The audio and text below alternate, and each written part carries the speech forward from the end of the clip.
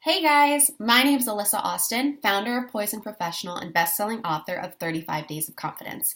And today I want to spend a little bit of time talking to you about power poses. So, unless you've been living under a rock the past few years, you've probably heard about the idea of power poses. To put it simply, power poses are assumed body postures that are designed to help you feel more powerful. And by assuming a specific posture, your body helps to signal to your mind that you feel confident, empowered, and ready for whatever challenges lay ahead. Arguably, the most popular and well-known power pose is the Wonder Woman pose, which is that strong stance with your feet apart, your chest and head lifted, and of course, your hands on your hips. Doesn't work quite as well when I'm sitting down, but anyways. Today I want to talk about a couple things, like how do power poses work on a biological level, and do they work, like really work? So today I'm going to deep dive all things power poses and explain how they help to kickstart your confidence even when you're really not feeling it, as well as give you suggestions for my 5 favorite power poses.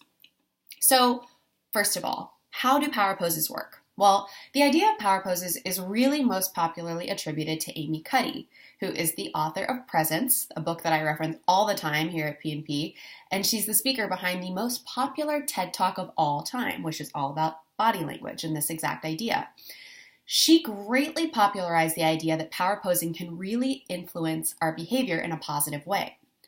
But how does it work exactly? Well, by assuming these strong, confident power poses, these postures can actually change the hormone levels within our body by increasing testosterone, which is the hormone that's connected with dominance, and decreasing levels of cortisol, which is the hormone associated with stress. So, in scientific terms, if you can manipulate and achieve these hormone levels in the body, then you are biologically primed to be more assertive, confident, and sometimes most importantly, relaxed. And furthermore, when we act confident by assuming these postures, it tends to actually help us feel more confident on the inside. When we place our bodies in positions that are typically associated with dominance or power, we really can't help but feel a whiff of those things, even if it feels really silly or artificial at first. It's like that old saying, fake it till you make it. But Amy Cuddy has actually improved that saying to fake it until you become it, which is much more accurate and much better. So, why do power poses work? Of course, power posing has an impact on how we feel internally, biologically, and how we project ourselves to the world, which then can improve how we feel about ourselves and the actions that we take. But power posing, and maybe more importantly than all of that, has an impact on the people around us. It has an impact on how we are perceived by others, how they in turn communicate with us and view us. And in short, power poses work because they signal to other people that we are confident, strong, and powerful, and in charge, even when we may not feel like it at first. And perception is reality. And the reality is that nonverbal behaviors are incredibly important signifiers in communication vehicles. Nonverbal behaviors influences that other people make about us. And in the past, they've actually been used to predict things like who gets promoted or who gets hired for a certain job, and even election outcomes. So how can you actually start using power poses in your life, and which ones are the most effective? Well, I'm going to share with you today 5 of my favorite ones that you can employ in your life on a daily basis to kickstart your confidence when you need it.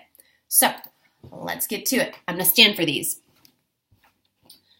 So the first power pose that I want to share with you guys today is called the salutation. That's what I call it. And this power pose is when your arms are outstretched and you're kind of, taking up as much space as possible, legs planted, and you just kind of subtly, gently lift your face to the sun or to the sky. So you can see why this is called the salutation. And this is one of my favorite power poses. So try it right now and see how you feel. It's very freeing and it's very, a very commanding feeling to be taking up that much space. And this is really one of the best postures for taking up as much space as possible, which is really the end goal of power poses, to take up space and to feel those feelings of dominance and power. And it's hard not to feel energized after holding that for, 5 seconds, 10 seconds, 30 seconds. I'm not going to hold it for that whole time on this video. In addition, that pose was actually pointed out to me about a year ago when I was doing marriage prep with my now husband. That pose is actually used in many religious cultures as a body posture of prayer and of praise. So there's something very freeing, but also very reverent about this pose and the feelings of confidence and connection that it can create when you use it. The second pose that I want to share with you guys is called the victory, which is probably very self-explanatory, but it's simply that feeling of when you win and you raise your arms above your head. Look like a cheerleader right here, but imagine that I just finished a race or I just scored a goal or anything like that. Think back to the last Olympic Games that you watched or the last major sporting event. When an athlete has a major success, it's a natural reaction that they celebrate and they raise their hands above their head because they're excited. So that's a very common physical reaction, and that's why it's called the victory pose. This pose is a natural reaction to feelings of victory and triumph, and it's a pose that we may use ourselves after experiencing feelings of power and victory. So it's great to reverse engineer that process and assume a pose of victory to then create those same feelings in the body. The third power pose that I want to share with you guys is called the LBJ, and I will explain why in a second. This pose works especially well in business scenarios, but really any situation where you need to internalize and exhibit feelings of power. So if you're standing, this is why I have this chair here, take a second and find a chair or a table or something that has something that you can lean on nearby. And the way that you assume this pose is by placing your hands on that surface, leaning slightly forward. I find it works best if you keep your arms straight.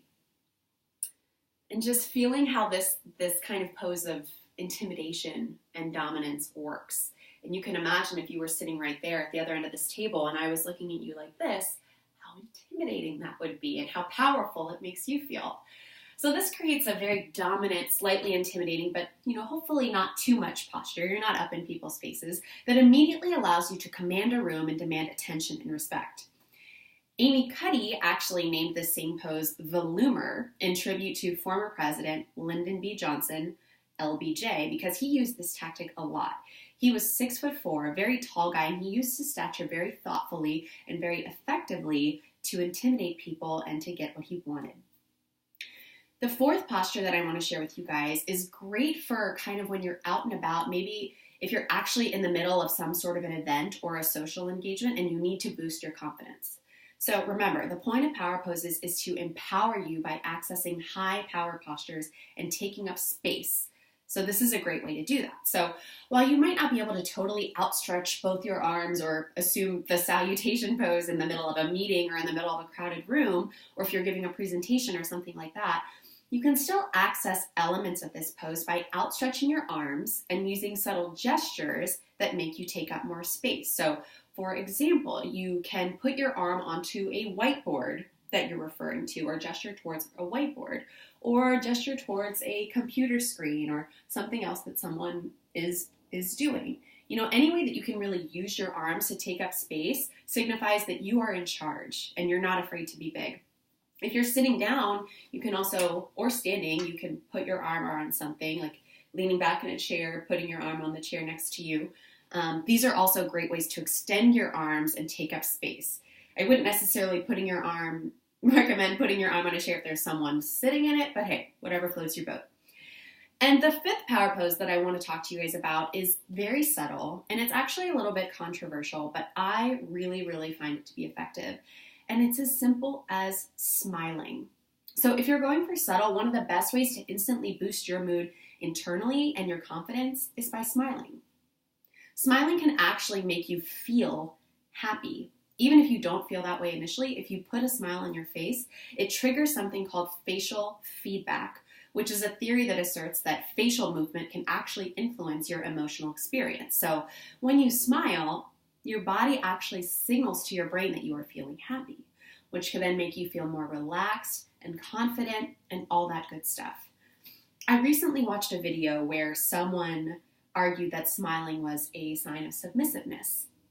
But I respectfully disagree. I think that smiling, truly smiling, and when your cheek muscles reach up to your eyes, a genuine smile is a sign of power. It's a sign that you are happy and you are confident and you are in charge, and you can only reinforce those feelings by smiling, by lifting yourself up positively and triggering those positive emotions in your body. So those are the 5 power poses that I favor and that I want to share with you guys today. To do them all really quickly, the first one was the salutation, which looks a little bit like this. Oh, it's a nice stretch too. The second one is the victory, arms above head. Go ahead and try holding that and see how it makes you feel. The third one is the LBJ, which is putting your arms on a table or a chair and leaning forward slightly to assert your dominance, almost like you're going into a negotiation or something like that. The fourth one is what I call the Vanna White. I don't know if I said that before, but gesturing and outstretching your arms to access those qualities of taking up space without doing full body expansiveness. And the fifth one is smiling. Subtle but effective and super great for boosting your confidence when you need it. So when can you use these power poses? Well, the great thing about power poses is that they really can be used at any time to access feelings of confidence and power. But here are some common scenarios that might be helpful for you in getting them into a routine or just trying them out and seeing when they feel right. So some great examples are prior to an interview, prior to an audition, before giving any sort of speech or a presentation at work or in any other scenario like that, before a tough conversation, whether it's something in a professional setting or something even closer to home, like with a friend or a family member or a significant other. And another great suggestion for using power poses that I recently heard was making it part of your morning routine.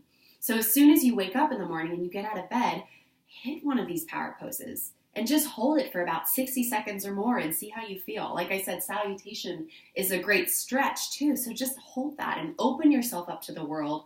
Open yourself up to all the possibilities and all the great things that can happen to you when you really get in touch with your inner confidence and feel like your best self. So I encourage you to try these power poses. I would love to hear your feedback on this video and on these poses if you've tried them or if you've other ones that work well for you. And I look forward to connecting with you guys soon. Thanks for tuning in.